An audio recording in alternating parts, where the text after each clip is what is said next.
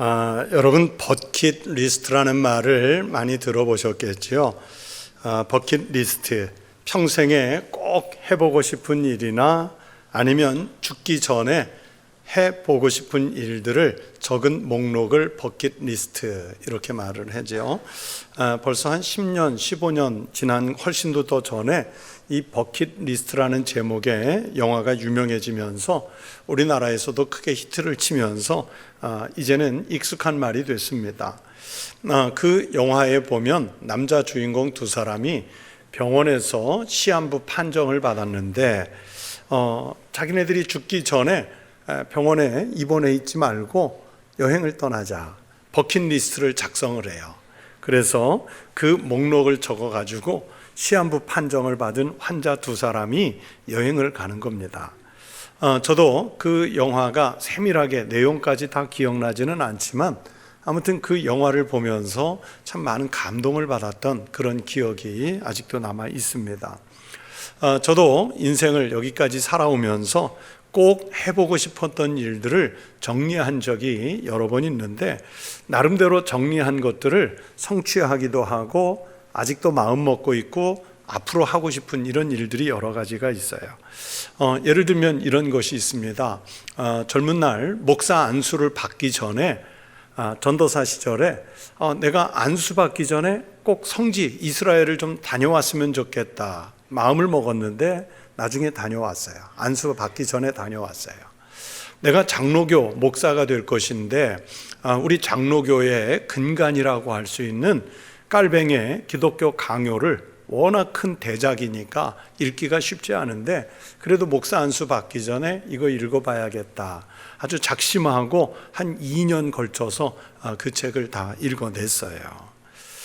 대학생일 때 학교 그 교양 수업 중에 기독교 미술사라는 과목이 있었는데 왜 그랬는지 모르겠는데 그 교과서 미술책을 넘기다 보니까 책이니까 손바닥만한 그림이었는데 엘 그레코라고 하는 아주 유명한 기독교 작가가 있는데 그 작가의 그림 중에서 오순절 성령 강림 또 십자가 위에 예수 그리스도 이런 그림에 제 마음이 꽂혔어요.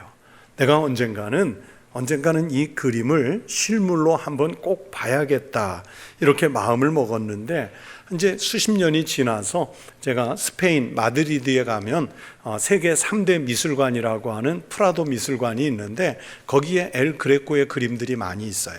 그래서 그 미술관을 찾아가니까 아주 큰 방에 아예 엘 그레코 방이 따로 있는데 제가 미술책에서 봤던 손바닥만한 그림이 아주 큰 한 벽면을 차지한 하나의 그림으로 오순절 성령 강림이 탁 걸려 있고 또 한 면에는 예수 그리스도의 그 십자가의 모습이 탁 걸려 있는데 그 그림을 수십 년 만에 실물로 보면서 나도 모르게 감동이 된 거예요. 그 그림 앞에서 눈물이 나더라고요. 정말로 막 눈물이 났어요. 제 버킷리스트 중에 세계 3대 폭포라고 있지요. 미국과 캐나다 국경에 있는 나이아가라 폭포가 있고 또 짐바브웨와 잠비아 사이에 빅토리아 폭포가 있고 남미에 가면 이과수 폭포가 있는데 이 세 개를 좀 꼭 봤으면 좋겠다. 어렸을 때부터 그 마음을 먹었는데 나중에 그 가족들이 미국에 갈 일이 있어서 갔다가 나이아가라 폭포 옆에 숙소를 잡고요. 실컷 봤어요. 폭포를 야경도 보고 쏟아지는 것도 보고 또 폭포에 배 타고 들어가서 그 밑에서도 보고 돈이 없어가지고 헬기 타고는 못 봤어요. 아무튼 나이아가라 폭포를 실컷 봤고 수년 전에 제가 잠비아에 갈 일이 있었는데 원로 목사님을 모시고 갔거든요. 그래서 목사님 우리 귀국하는 길에 그 빅토리아 폭포 보고 가십시다. 그랬더니 목사님도 좋아하셔가지고 같이 그 빅토리아 폭포를 봤는데 얼마나 정말 감동이 됐는지 몰라요. 그런데 이제 언젠가 기회가 닿으면 이제 나이와 건강을 생각하면 갈지 못 갈지는 모르겠는데 이과수 폭포도 한번 가봐야겠다 그런 생각을 하고 있어요. 그 외에도 떼제 공동체라고 있는데 그 떼제 공동체에서 한번 그 기도회에 참여해 봤으면 좋겠다. 또 기회가 된다면 그 사막에 있는 수도원에 들어가서 한 달 동안 수도사 생활을 좀 해봤으면 좋겠다. 히말라야에 트레킹을 가서 그 길을 좀 걸어봤으면 좋겠다. 스페인에서 프랑스에서 스페인에 걸쳐서 한 800km짜리 그 까미노 드 산티아고라고 하는 우리 기독교의 아주 유명한 순례길이 있는데 그 800km를 좀 걸어봤으면 좋겠다. 이제 이런 마음들을 먹고 있어요. 미국을 자동차로 한번 운전해서 횡단해 봤으면 좋겠다. 그런 생각들을 많이 하고 있는데, 어려서 생각했던 그 버킷리스트들이 실제로 제가 해낸 것도 있고 여전히 꿈으로 마음 먹고 있는 것도 있고, 또 어쩌면 전혀 일생 가운데 못할 그런 일들도 있어요. 하지만 그런 꿈을 꾸고 있으면 행복해요. 언젠가 할 수 있지 않을까, 이런 기대를 하면 행복해요. 한번 여러분도 어떤 버킷리스트를 가져보세요. 버킷리스트를 가지고 계시는지요? 어디로 가고 싶고, 무엇을 보고 싶고, 무슨 일을 하고 싶으신지요? 그 버킷리스트를 꼭 가져보시기 바랍니다. 그런데 저를 포함해서 대부분의 사람들에게 한번 버킷리스트를 써보십시오. 그러면 보통은요, 가서 보는 것이 주를 이루어요. 제가 말씀드린 것도 대부분 그렇잖아요. 어떤 행위를 하는 것도 간혹 있지만 일단은 여행을 가야 한다는 것, 그리고 간 그곳에서 무엇인가를 본다는 것, 이것을 매우 중요하게 여깁니다. 듣는 것이나 실제로 실천해 보는 것, 행동으로 옮겨보는 것들은 보는 것에 비해서 상대적으로 아주 작습니다. 그만큼 사람들은 본다는 것에, 그 보는 일에 집중을 해요. 그래서 우리는 사람을 만나고자 할 때도 한번 봅시다 그러지 않습니까? 누군가를 야단칠 때, 후배든 제자든 아이들이든 야단칠 때도 보면, 야, 네가 한 일을 봐라 그러지 않습니까? 사람을 우리가 그리워할 때도 보고 싶다고 말하지 않습니까? 여러분, 죄를 짓는 것도요, 대부분 보는 일에서부터 시작합니다. 아담과 하와가 에덴 동산에서 선악과를 먹기 전에 느끼는 그 유혹이 있었지 않습니까? 먹음직도 하고, 그 다음 또 뭐였어요? 보암직도. 먹고 싶은 마음에다가 보기에도 좋았다는 거예요. 그렇게 큰 시험도 바로 훔쳐보는 것에서 시작하지요. 그렇게 본다는 것은 인식하게 하고 삶의 내용을 만들어가고 미래의 꿈을 형성해 가는데 아주 중요한 역할들을 합니다. 그런데 문제는 교회에 나오는 이유도 느끼고 생각하고 행하기 위해서라기보다는 내 시선으로 무엇인가를 보기 위해서 나오는 경우가 많다는 거예요.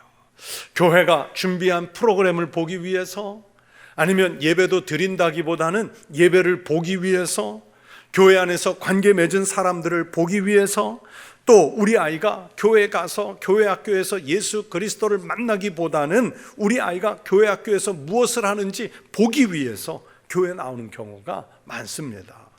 과연 하나님께서 우리를 부르신 목적에 맞추기 위해서 교회를 오는 것인지, 아니면 그냥 교회 와서 보는 행위로 모든 것을 끝내는 것은 아닌지 구별해 볼 필요가 있습니다. 우리가 신앙생활을 하면서 신앙의 본질적인 문제보다는 주변의 상황에 더 많은 관심을 기울일 때가 있습니다. 믿음 생활을 오래 하면서 마음에 갖는 염려는 혹시라도 신앙을 통해서 예수 그리스도가 아닌 다른 것을 보려고 하는 때는 없었는가 하는 것입니다. 우리가 교회 나올 때 마찬가지지요. 교회 출석하면서 교회를 통해서 하나님을 만나고 예수 그리스도를 뵙기보다는 우리의 안위와 우리의 위로만을 찾으려고 할 때가 너무 많아요. 그러니까 교회를 통해서 자기 만족을 얻고자 교회 출석하는 거예요. 사랑하는 성도 여러분, 여러분에게 묻습니다. 여러분은 오늘 무엇을 보려고 천국교회에 나오셨는지요? 무엇을 얻으려고 여기에 지금 앉아 계시는지요? 넓은 인간관계라든지 물질의 축복이라든지, 또는 교회와 갖고 있는 낭만의 추억이라든지 나름대로의 좋은 일을 위해서 교회를 찾으신 것은 아닌지요? 마땅히 이 시간에 생각해 보니까 교회 말고는 갈 곳이 별로 없어서 그냥 와 있는 것은 아닌지요. 제가 외국에서 수년 이민 목회를 해보니까요, 여러분, 외국에 사는 교민들 또는 주재원들은요, 신앙이 없어도 교회 나오는 분들이 꽤 있어요. 계속 그 나라의 말을 쓰다가 주일날 교회에 오면 한국말 실컷 써요. 그리고 또 한국인을 만날 수 있고, 그리고 교회가 점심때 제공하는 한국 음식을 먹을 수 있기 때문이에요. 그 제가 있을 때도요, 심지어 불교 신자들도 교회를 잘 나와요. 불교 신자들도 교회를 잘 나와요. 한국말하고 한국인 만나고 한국 음식 먹으려고.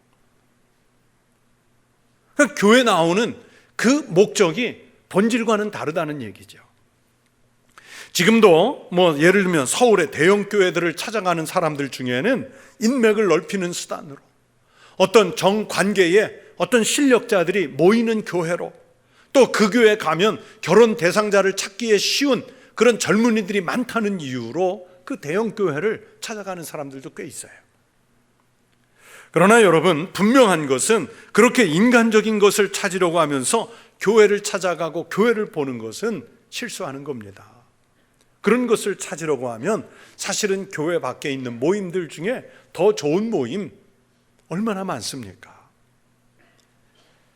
여러분은 무엇을 보려고 나갑니까? 무엇을 보시기 위해서 교회를 찾으셨습니까? 오늘 읽은 마태복음 11장 이 본문의 말씀에서 너희가 무엇을 보려고 광야에 나갔더냐?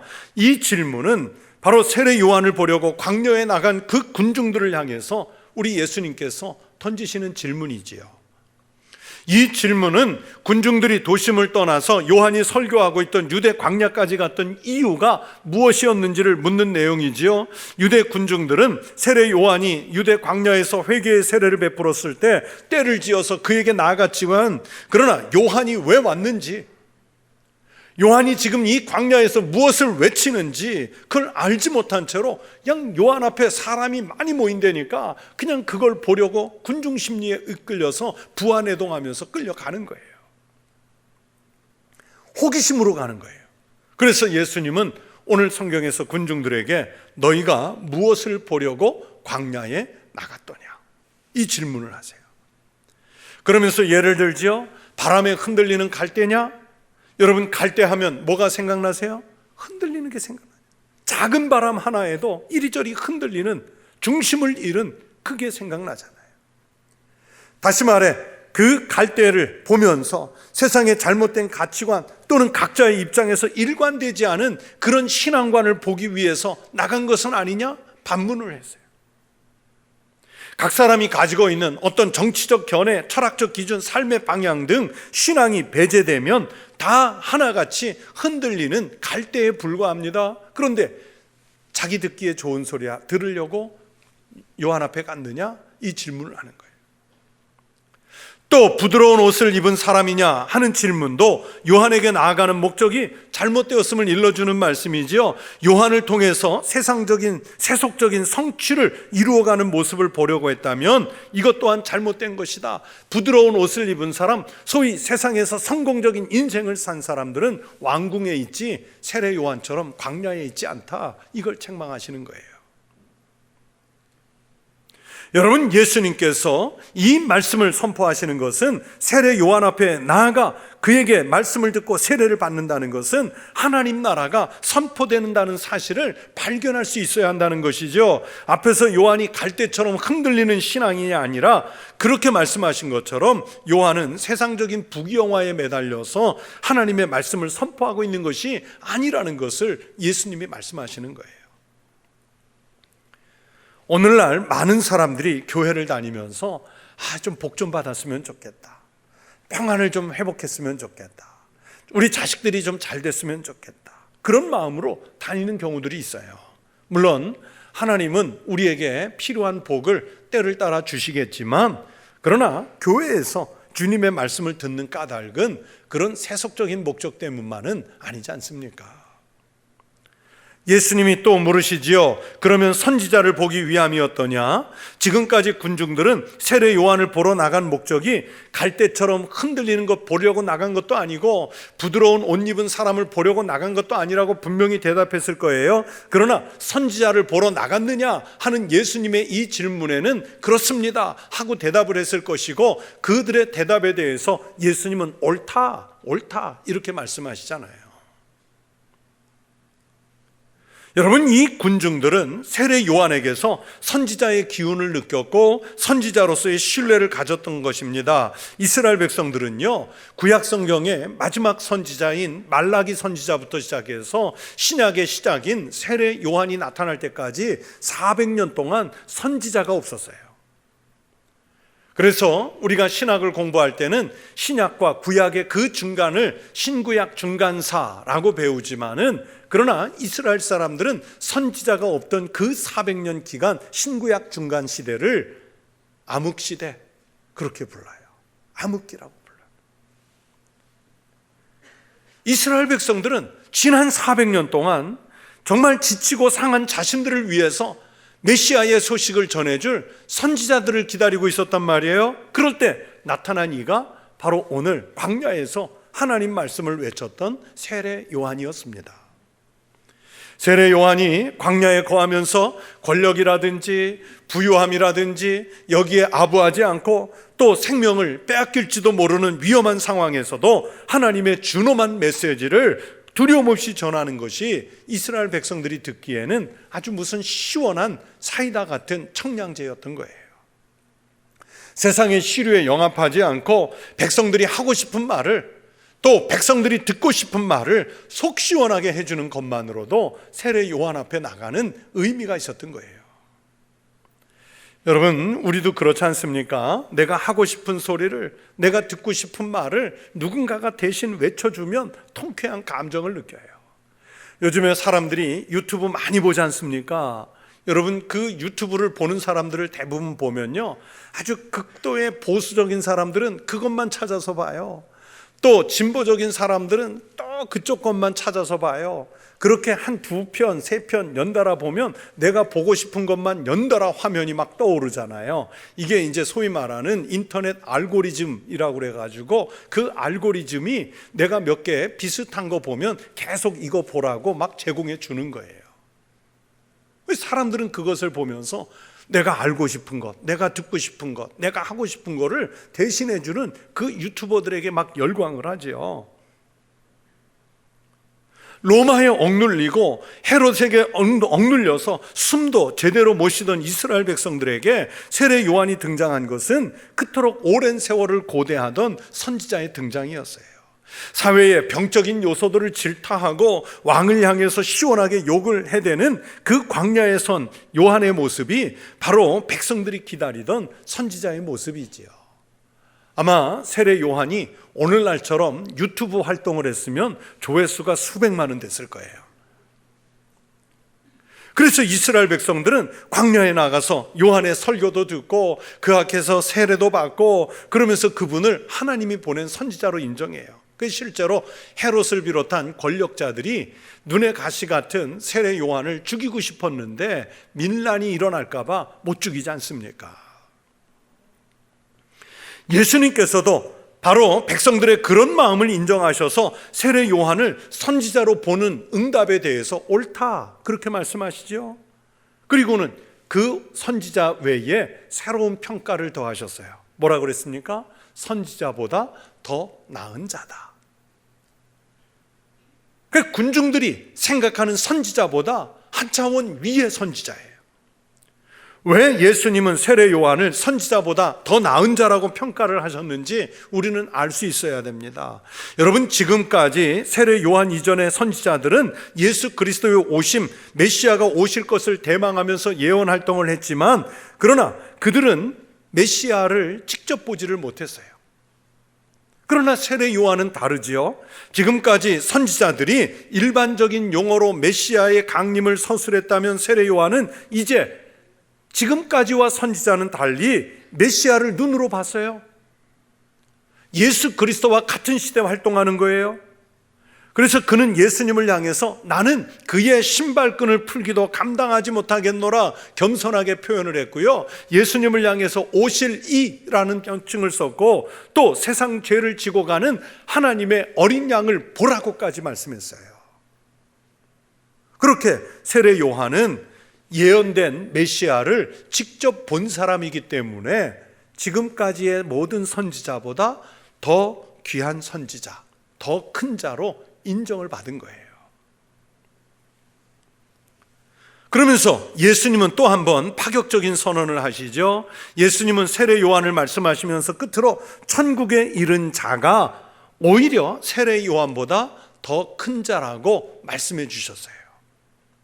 즉 세례 요한이 오실 자로서 예수님을 선언한 선지자 역할이었다면, 믿음으로 예수님을 영접한 그 사람은 천국을 소유하게 되고, 훗날 천국에서는 그 사람이 세례 요한보다 더 크다는 거예요. 왜 그랬을까요? 세례 요한은 예수님보다 조금 앞서 와서 오실 메시아를 선포한 것이 위대한 사역이었지만, 그러나 다른 한편으로 생각하면 세례 요한은 좀 더 일찍 죽었기 때문에 자기가 죽고 난 다음에 일어나는 예수님의 십자가 사건을 못 봤어요. 십자가에서 죽으시는 예수님을 못 봤어요. 죽음을 이겨내시고 부활하시는 예수님을 못 봤어요. 그리고 예수님이 승천하신 다음에 교회의 역사, 성령의 강림 사건을 경험해 보지를 못했어요. 그러니까 세례 요한은 그의 사역의 한계성을 드러냈지요. 그러나 예수님의 제자들이나 우리는 예수 그리스도를 믿음으로 영접한 다음에 예수님의 죽음을 압니다. 예수님의 부활을 압니다. 예수님의 승천을 알고요, 예수 그리스도의 영이신 성령께서 이 땅에 강림하셔서 교회를 형성하게 하시고 우리가 믿음으로 예수 그리스도를 다시 볼 수 있는 그런 역할을 하시잖아요. 다시 말하면 오늘 본문에서 예수님이 말씀하시는 핵심은 예수님의 부활을 목격하는 것, 예수 그리스도의 승천을 목격하는 것, 성령의 강림을 실제 삶에서 경험하는 것, 이게 신앙의 진짜 핵심이라는 거예요. 이 목격이 없으면 우리의 신앙은 아무 소용이 없어요. 오늘날 우리들의 신앙생활 속에서도 그렇습니다. 여러분, 교회 나오면서 예수를 만나는 것이 주 목적이기보다는 오히려 예수님이 뒤로 물러나 있어요. 교회 나와서 예수님을 만나고 그분을 통해서 은혜 받고 구원을 사모하는 것이 아니라 친교를 위해서 교회 나오고, 또는 이익을 위해서 교회 나오고, 또는 가정의 평화를 위해서 교회 나오고 하는 일들이 종종 있어요. 그리고 교회에다가 무슨 쇼를 보여달라, 프로그램을 만들어 달라, 아니면 다른 교회가 제공하는 톡톡 튀는 무슨 행사들을 해달라, 그러면서 정작 예수님은 없어요. 심지어 어떤 사람들은 교회 와서 무엇을 보려는 것이 아니라 나를 보여주기 위해, 교회 안에서 나를 드러내기 위해, 내 중심으로 어떤 관계를 형성하기 위해 교회를 나오는 경우도 많아요.